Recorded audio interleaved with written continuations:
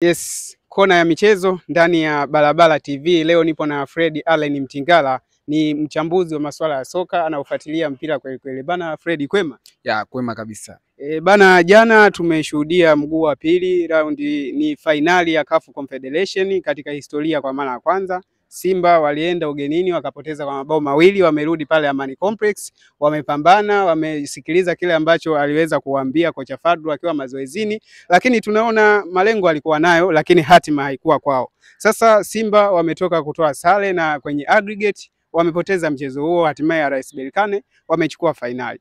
Tathmini yako kwa ujumla? Tunaona kuna matukio mengi sana ambayo yametokea kwenye mchezo. Tunaona tukio la mapema kabisa la kadi nyekundu ya Kagoma ambalo liliwatoa Simba mchezoni kwa namna moja ama nyingine, lakini walikuja wakapambana. Je, kwa ile kadi ambayo ilitolewa na mwamuzi wa mchezo wa jana, unaiona ni sahihi kwa upande wako? Kwanza umemzungumza mwamuzi jana.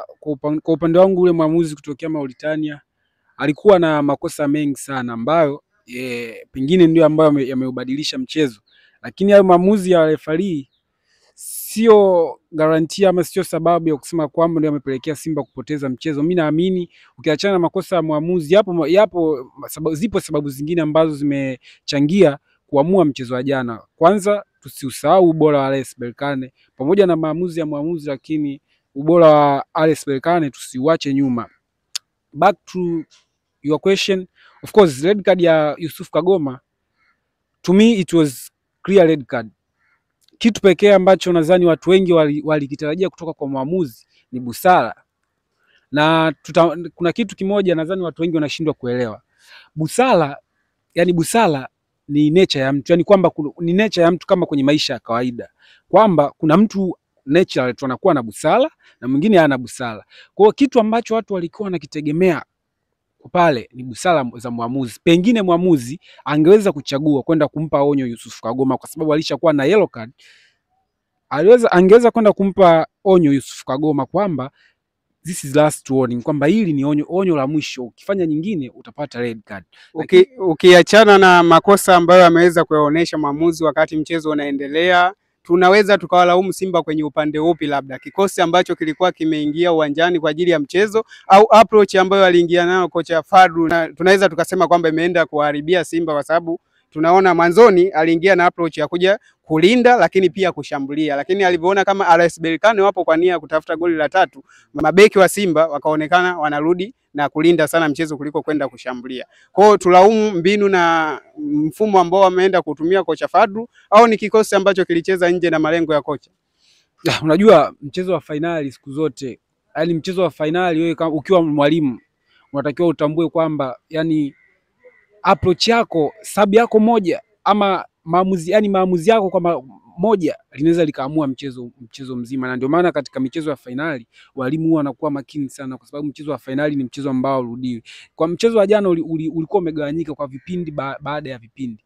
Kwa mfano ukizungumzia sababu ambazo kocha Fadlu amezifanya mara baada ya kadi nyekundu ya Yusuf Kagoma, zilikuwa ni risk, yani aliamua kutake risk kwa sababu kadi nyekundu ishatokea, na aliamua kubadilisha kabisa mfumo wake. Kama ulikuwa makini, alikuwa anacheza na walinzi watatu wa asilia, walinzi walikuwa ni watatu pale mwisho. Mara baada ya kumtoa Chema Lonifondo pamoja na Mohamed Hussein, aliongeza attackers. Nadhani alimuongeza alikuwa ni Valentino Nouma kwa ajili ya kwenda kuipush team, pamoja akamwongeza Lionel Ateba akimtoa Chema Lonifondo. Kwa hiyo amepunguza idadi ya walinzi na anaongeza idadi ya washambuliaji, kwa sababu ule ni mchezo wa finali na dakika ambazo zilikuwa zimefika pale ni dakika za mwisho. Kwa hiyo una take risk siku zote.